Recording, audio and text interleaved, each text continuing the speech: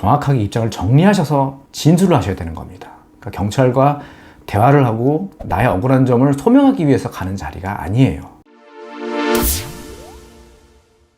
네, 오늘은 수사기관에서 연락을 갑작스럽게 받았을 때 대처하는 방법에 대해서 함께 좀 이야기를 나눠보도록 하겠습니다.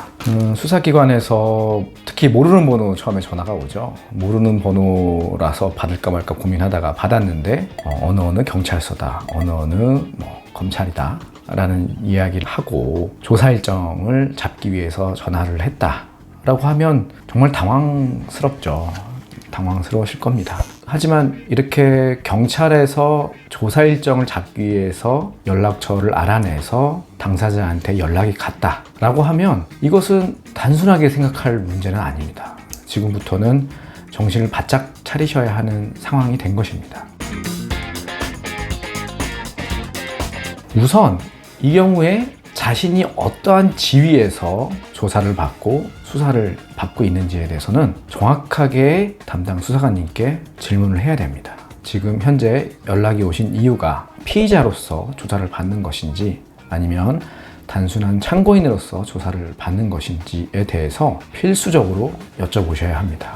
여기서 피의자라고 하는 것은 범죄 사실에 대한 혐의가 어느 정도 인정된다 라고 수사기관이 판단을 해서 그 혐의점을 확인하기 위한 절차에서 피의자 신분으로서 조사를 받는 것이기 때문에 특히 피의자 신분으로 조사를 받는다라고 수사기관이 얘기를 했으면 더더욱 신중하게 대응을 하셔야 할 것입니다.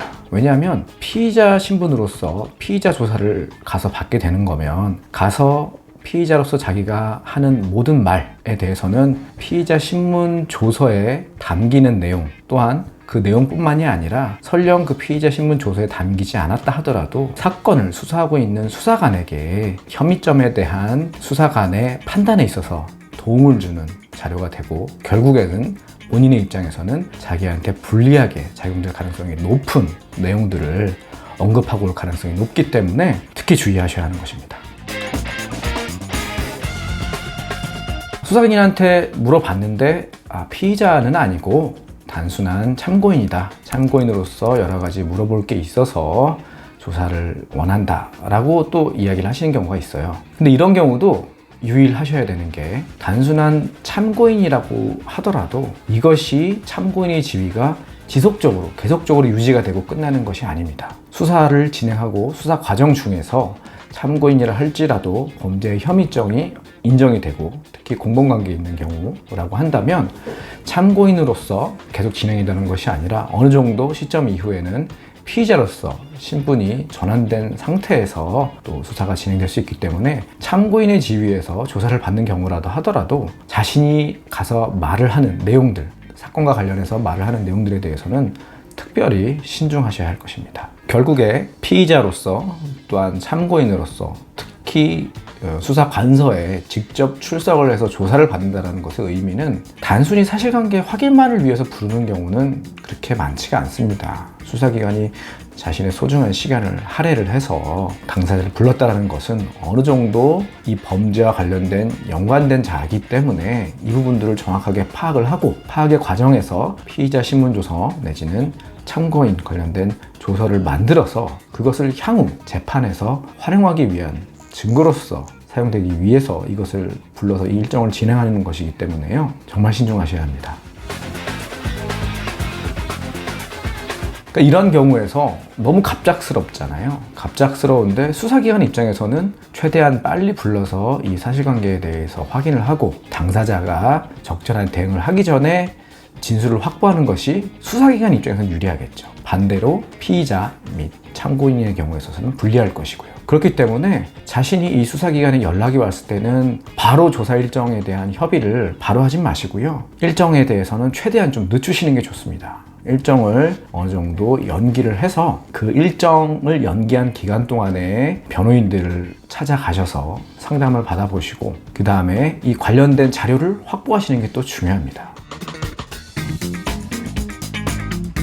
제일 중요한 자료라는 것은 우선 문제되는 사건이 어떠한 내용인지를 아는 게 좀 중요할 텐데 그 중요한 자료가 되는 것은 만약에 고소사건이라고 한다면 고소 내지는 고발장 확보하는 것이 중요합니다. 고소장 내지 고발장은 당사자로서 열람등사 신청을 하게 되면 10일 이내에 수사기관은 이것을 당사자에게 주어야 하는 의무가 있기 때문에 고소장 내지 고발장을 확보를 하셔서 어떤 내용인지를 확인하는 것이 정말 중요하다 할 것입니다. 물론 수사기관들 중에는 수사와 관련된 민감한 정보다라고 해서 열람 등사의 범위를 제한해서 열람 등사를 허용하기도 하는데요. 그럼에도 불구하고 이 부분은 꼭 확보를 하시고 이 확보의 과정 때문에라도 수사기관 수사 조사 일정에 대한 연기에 대한 협의는 될 수가 있겠죠.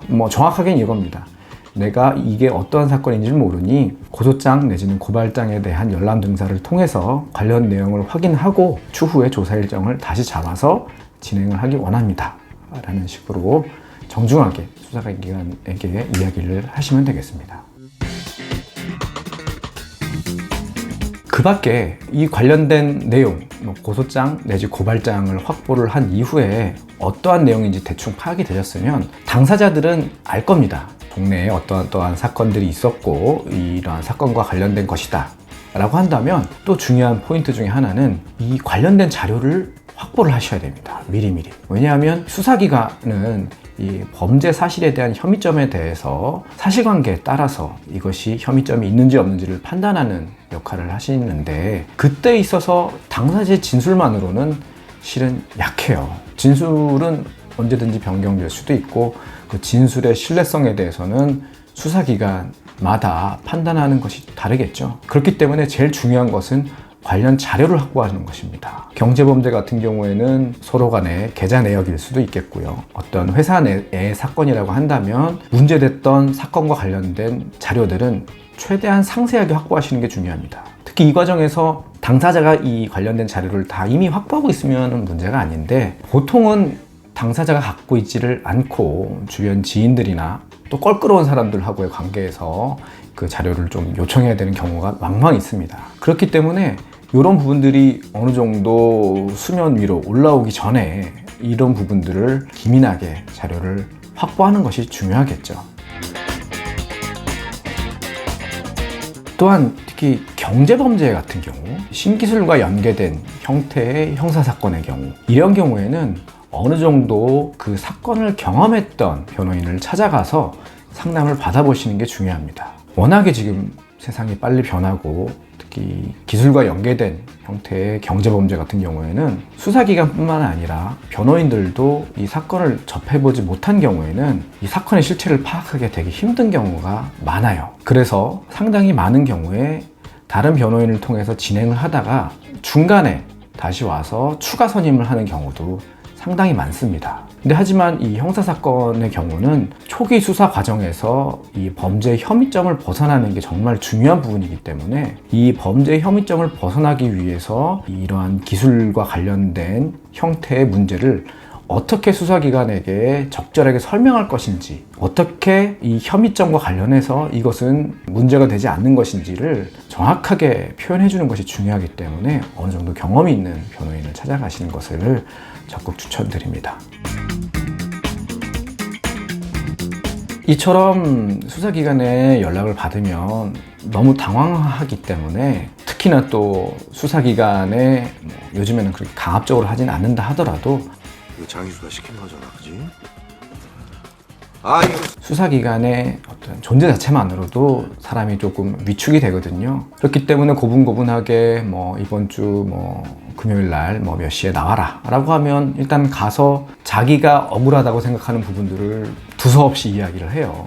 그런데 일단 그렇게 진술이 확보가 돼서 피의자 신문 조서에 담겨버리게 되면 이 부분은 나중에 재판 과정에서 이 부분을 다시 문제 삼아서 이야기를 하기에는 정말 큰 에너지와 노력이 발생하는 부분이기 때문에 특히나 조사 일정을 통해서 경찰관과 수사기관과 대면해야 되는 상황이 생기면 관련된 내용에 대해서 정확하게 정리를 하시고 나의 입장이 어떤 것이고 각각의 사실관계에 대해서 입장이 어떤 것인지를 확보한 자료를 참고를 하셔서 정확하게 입장을 정리하셔서 진술을 하셔야 되는 겁니다. 그러니까 경찰과 대화를 하고 나의 억울한 점을 소명하기 위해서 가는 자리가 아니에요. 그 부분을 정확하게 유념하시기 바랍니다. 따라서 관련된 자료를 확보해서 내가 어떠한 지위에서 수사를 받는지를 인지하시고 관련된 사실관계는 확보한 자료에 따라서 이러이러한 내용들을 이러한 자료를 바탕으로 어떻게 설명할 수 있는지를 정하시고 그거에 따른 결론이 어떠한 것인지를 수사기관에 가서 정확하게 설명할 수 있어야 됩니다.